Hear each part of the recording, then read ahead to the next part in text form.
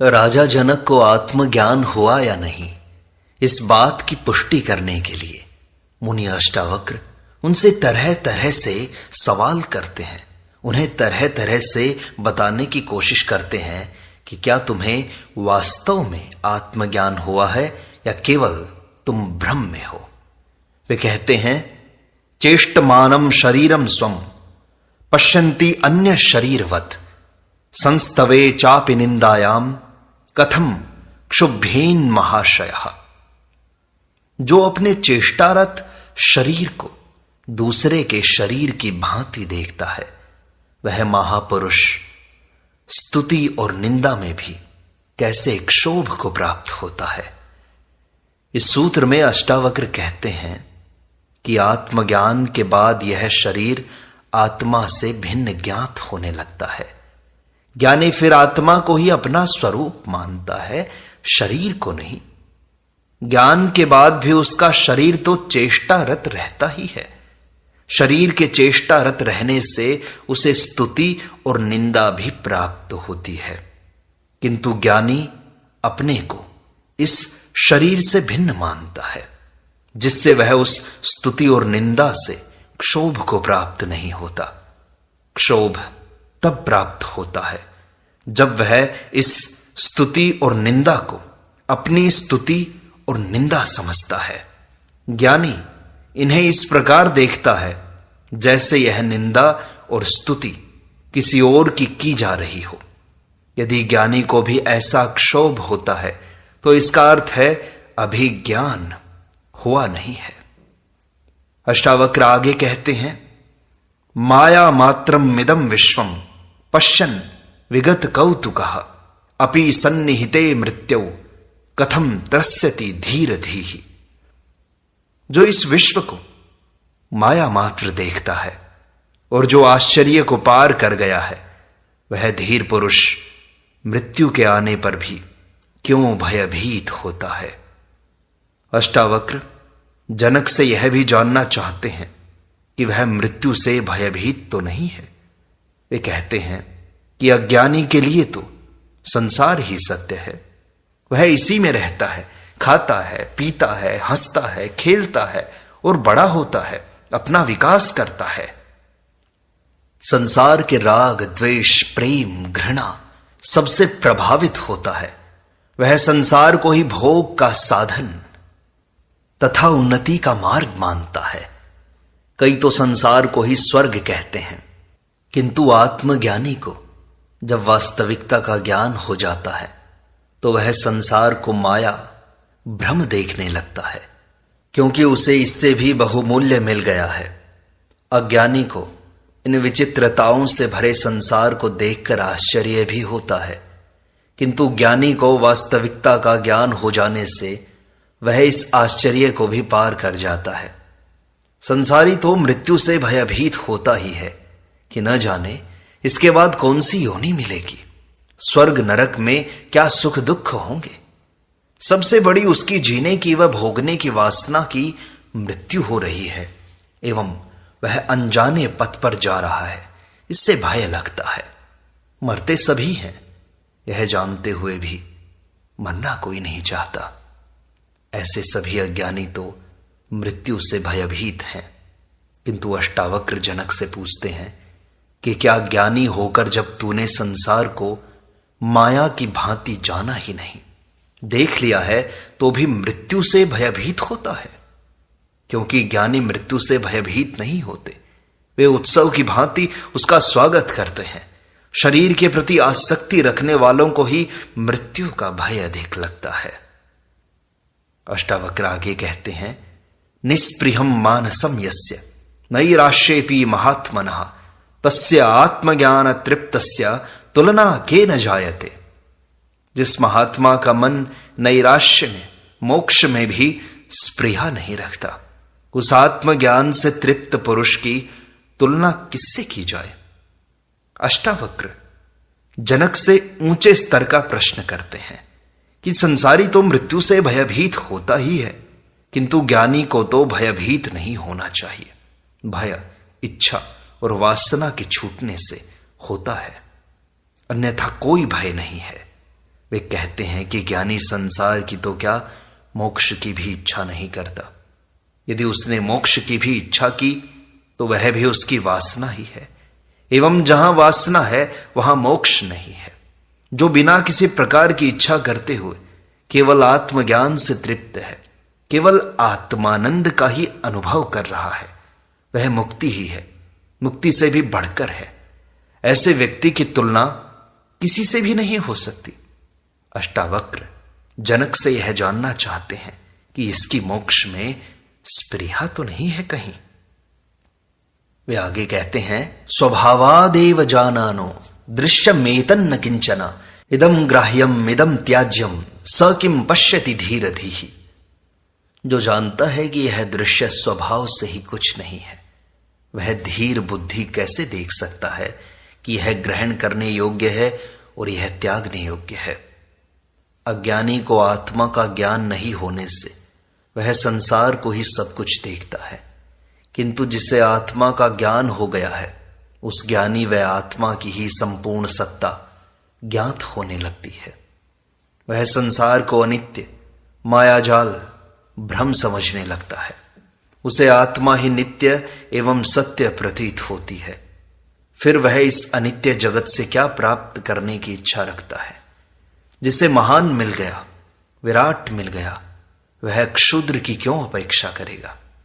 आत्मज्ञानी को यह सब दृश्य जगत स्वभाव से ही कुछ नहीं है एवं सब कुछ आत्मा ही है, ऐसा ज्ञान हो जाता है। ऐसा ज्ञानी संसार में न कुछ त्यागने योग्य समझता है, न ही ग्रहण करने योग्य। त्याग और ग्रहण दोनों ही अहंकार के रूप हैं। अहंकारवश ही संसारी सब कुछ अपने लिए पाना चाहता है एवं उनका त्याग भी अहंकार ही है। वह छोड़ता भी है तो पुनः स्वर्ग में मिलेगा, इस आश्वासन पर छोड़ता है। पाखंडी, अहंकारी सब कुछ छोड़कर नग्न हो सकता है, किंतु ऐसा भी यदि अहंकार के कारण ही किया गया है तो त्याग नहीं है, मूढ़ता मात्र है। छोड़ना पाने की कोई शर्त नहीं है। जहां भी मैं मौजूद है, कर्ता मौजूद है, वहां अहंकार ही है। ज्ञानी त्याग करता नहीं, उससे त्याग घटता है, त्याग होता है, किया नहीं जाता। वह अपना सब कुछ समझता ही नहीं है, सभी ईश्वर का समझता है। वह संसार को कंकड़ पत्थर से अधिक महत्व नहीं देता। फिर किसका त्याग करे तथा किसका ग्रहण करे। भोग और त्याग दोनों ही अहंकार के रहते कृत्य हैं। ज्ञानी के लिए दोनों का ही महत्व नहीं है। मुनि अष्टावक्र आगे कहते हैं, अंतस्त्यक्त कषायस्य निर्द्वंद्वस्य निराशिषः यदृच्छयागतो भोगो न दुखाय न तुष्टये। जिसने अंतःकरण के कषाय को त्याग दिया है और जो द्वंद्व रहित और आशा रहित है, ऐसे पुरुष को दैव योग से प्राप्त भोगों में न दुख है न सुख। इस अंतिम सूत्र में अष्टावक्र जनक को और पूछते हैं कि तू आत्मज्ञानी है या नहीं। तेरे अंतःकरण का विषय वासनाओं संबंधी सारा मल धुल चुका है। तू द्वंद्व रहित और आशा रहित हो चुका है। तुझे दैव योग से प्राप्त भोगों को ईश्वर का वरदान समझकर भोग करना चाहिए। तुझे इनमें सुख दुख नहीं होना चाहिए। अर्थात जो भी अच्छा बुरा होता है उसे दैव योग समझकर भोग लेना चाहिए। यदि ऐसी प्रतिक्रिया होती है तो इसका अर्थ है अभी मन जीवित है, आत्मज्ञान नहीं हुआ है। ज्ञानी वही है जो स्व विवेक से जीता है। क्या अच्छा है, क्या बुरा, क्या ग्रहण है, क्या त्याग है, इसका निर्णय स्व विवेक से ही करता है। वह सांसारिक नियमों, रूढ़ियों, मर्यादाओं से प्रभावित नहीं होता। अष्टावक्र इन 14 सूत्रों के द्वारा जनक के आत्मज्ञान की परीक्षा कर रहे हैं। हंता आत्मज्ञस्य धीरस्य खेलतो भोग लीलया नहि संसार वाही कैर मूढ़ैहि सह समानतः। राजा जनक अष्टावक्र द्वारा किए गए प्रश्नों का उत्तर देते हैं, जिससे उनको हुए आत्मज्ञान की पुष्टि होती है। जनक कहते हैं, हंत भोग विलास के साथ खेलते हुए आत्मज्ञानी धीर पुरुष की बराबरी संसार को सिर पर ढोने वाले मूढ़ पुरुषों के साथ कैसे की जा सकती है? तीसरे प्रकरण में पूछे गए प्रश्नों का उत्तर जनक इस चौथे प्रकरण के सार गर्भित रूप में 6 ही सूत्रों में दे देते हैं। वे कहते हैं कि ज्ञानी और अज्ञानी द्वारा किए गए कर्मों में अंतर होता है। अज्ञानी में अहंकार होता है, वह सभी कर्म अहंकारवश अपने को कर्ता मानकर ही करता है, इसलिए वह कर्म फल का भोक्ता होता है। ज्ञानी में अहंकार नहीं होता, जिससे वह कर्तापन से मुक्त हो जाता है। इसी कारण उसके द्वारा किए गए स्वाभाविक एवं विवेकपूर्ण कर्म होते हैं, जिससे वह कर्मफल का भोक्ता नहीं होता। वह सभी कर्म ईश्वरीय कर्म समझकर करता है। अज्ञानी सारे कर्म अहंकारवश अथवा वासना एवं भोग की अभिलाषा से करता है, जिससे वह कर्मफल का भोक्ता बनता है। आत्मज्ञानी इनका साक्षी हो जाता है। जो कुछ ईश्वर ने दिया है उसके भोगने में पाप नहीं है, बल्कि उसका तिरस्कार करना, उसको अहंकारवश त्याग देना भी पाप ही है, ईश्वरीय नियम के विपरीत है। ज्ञानी कर्मों को स्वाभाविक रूप से करता है, उसकी फलाकांक्षा नहीं होती। वह निष्काम कर्म योगी हो जाता है। कर्म के प्रति उसका राग द्वेष अहंकार आदि नहीं होता, मानसिक तनाव नहीं होता उससे। ऐसी कर्म की कुशलता को वह प्राप्त कर लेता है। जबकि अज्ञानी के कर्म अहंकारवश किए जाते हैं, कर्तापन मौजूद रहता है, ईर्षा द्वेष रहता है, मानसिक तनाव रहता है। वह कर्म करके ऐसा अनुभव करता है कि यह सब मैं ही तो कर रहा हूं, मैं नहीं होता तो ये कार्य नहीं होता, सारा चौपट हो जाता। वह सारी दुनिया का बोझ अपने सिर पर लेकर चलता है कि सारी दुनिया मेरे ही चलाने से चल रही है। इसके विपरीत ज्ञानी यह समझता है कि दुनिया को ईश्वर चला रहा है, सारी सृष्टि अपने विशिष्ट नियमों से चल रही है, मैं तो निमित्त मात्र हूं। ऐसे ज्ञानी में अहंकार नहीं होता। इसी तथ्य को प्रकट करते हुए जनक कहते हैं कि ज्ञानी के कार्यों की तुलना मूढ़ पुरुष के कार्यों के साथ कैसे की जा सकती है? दोनों की दृष्टि में बड़ा अंतर है। मेवाड़ रियासत में एक ज्ञानी संत हुए हैं चतुर सिंह। उन्होंने इसी तथ्य को एक मेवाड़ी भाषा के दोहे में प्रकट किया है। वे कहते हैं, रहट फिरे चरख्यो फिरे पण फरवा में फेर, यों तो बाढ़ हर्यो करे वो छूता रो ढेर। रहट भी फिरता है और गन्ना पेरने की चरखी भी फिरती है, किंतु दोनों के फिरने में बड़ा अंतर है। एक तो बाढ़ को यानी गन्ने को हरा करता है और दूसरा गन्ने को पेरकर छूतों के ढेर लगा देता है। ज्ञानी और अज्ञानी के कर्मों में यही अंतर है। ज्ञानी मृत्यु के समय भी हंसता है, मूढ़ जिंदा रहते हुए भी रोता है। ज्ञानी के पास सब कुछ नहीं होते हुए भी आनंदित रहता है, अज्ञानी के पास सब कुछ होते हुए भी दुखी चिंतित रहता है। ज्ञानी कर्म को भी खेल समझता है, अज्ञानी खेल को भी कर्म समझता है। ज्ञानी संसार को भी नाटकवत स्वप्नवत समझता है, किंतु अज्ञानी नाटक एवं स्वप्न को भी वास्तविकता समझता है। ज्ञानी व अज्ञानी के कर्मों में समानता होते हुए भी दृष्टि में बड़ा अंतर होता है। जनक इसी की अनुभूति का वर्णन कर रहे हैं। वे कहते हैं, यत् पदम प्रेप सवो दीना शक्राद्याः सर्वदेवताः अहो तत्र स्थितो योगी न हर्षम उपगच्छति। जिस पद की इच्छा करते हुए इंद्र आदि संपूर्ण देवता दीन हो रहे हैं, उस पर स्थित हुआ भी योगी हर्ष को प्राप्त नहीं होता। यही तो आश्चर्य है। इस सूत्र में राजा जनक कहते हैं कि ज्ञानी और अज्ञानी दोनों कर्म तो करते हैं, किंतु अज्ञानी उन कर्मों के फल की आकांक्षा करता है, चिंता करता है, जिससे वह लाभ हानि सुख दुख हर्ष विषाद आदि से प्रभावित होता है। इसका मुख्य कारण उसकी इच्छाएं तथा अपेक्षाएं हैं। अज्ञानी कर्म आरंभ करने के पहले ही उसके फल की अपेक्षाएं निश्चित कर लेता है कि इस कार्य से इतना लाभ होगा, इतना आनंद मिलेगा। इसी लाभ के आधार पर वह अपने जीवन की आगे की सारी योजनाएं भी बना लेता है कि इससे मकान बनाऊंगा, कार खरीदूंगा, बच्चों की अच्छी पढ़ाई की व्यवस्था करूंगा इत्यादि। जब उसकी अपेक्षाएं पूरी नहीं होती तो शेख चिल्ली की योजनाओं की भांति उसके कल्पना के महल ढह जाते हैं, जिससे वह दुखी हो जाता है। यह दुख पदार्थों से नहीं, अपेक्षाओं के कारण होता है। जनक कहते हैं कि इन इच्छाओं के कारण ही इंद्र भी दीन दुखी हो रहा है। उसको भी खतरा है कि कोई मेरा सिंहासन न छीन ले। किसी ने कठोर तपस्या की कि इंद्र का आसन डोलने लगता है, फिर उसे बचाने के लिए वह षड्यंत्र आरंभ कर देता है। इसी भोग की इच्छा के कारण ही सभी देवता दीन हो रहे हैं, कभी इंद्र के पास और कभी विष्णु के पास, कभी शिव को प्रसन्न करने पहुंच जाते हैं, गिड़गिड़ाते हैं कि हमारा संकट दूर करो। देवता व इंद्र भी वासनाग्रस्त होने से ही इस आत्मा रूपी एवं मुक्ति रूपी परम पद को नहीं पा सके हैं।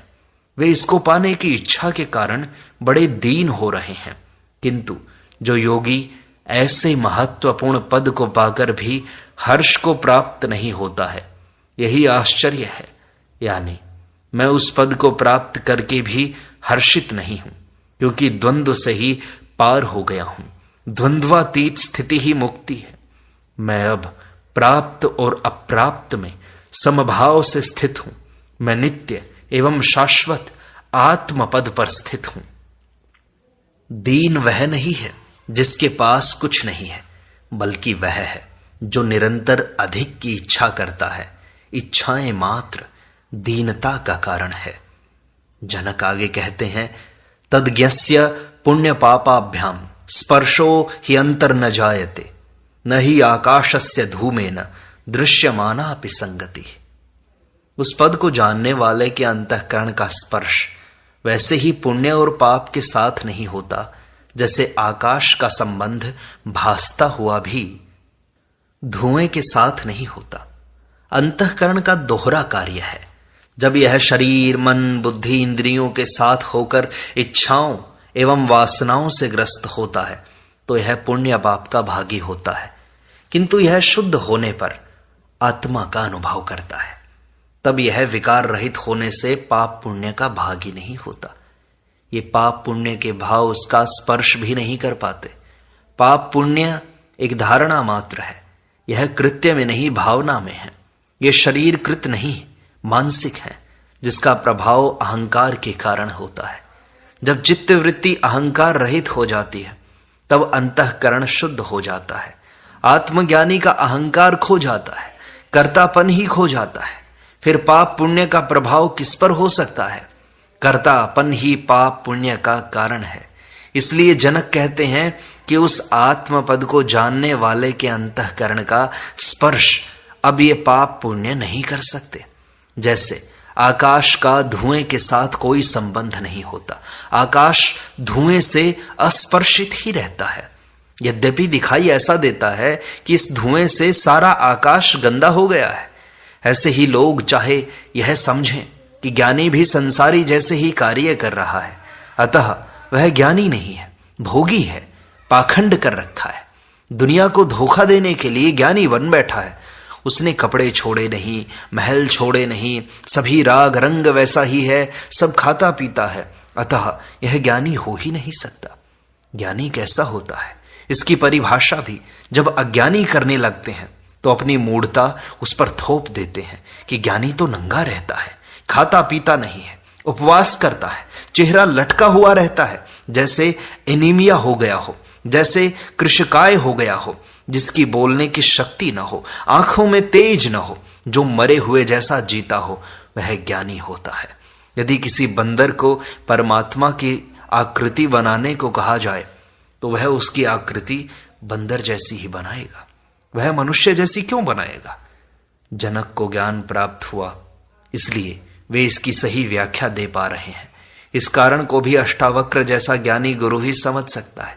अज्ञानी इसे समझ ही नहीं पाएगा कि जो घटा है वह वास्तविक है या केवल भ्रांति है। इस प्रकार अष्टावक्र गीता की सरल व्याख्या का यह भाग यहीं संपूर्णता को प्राप्त होता है। शेष अगले अंक में।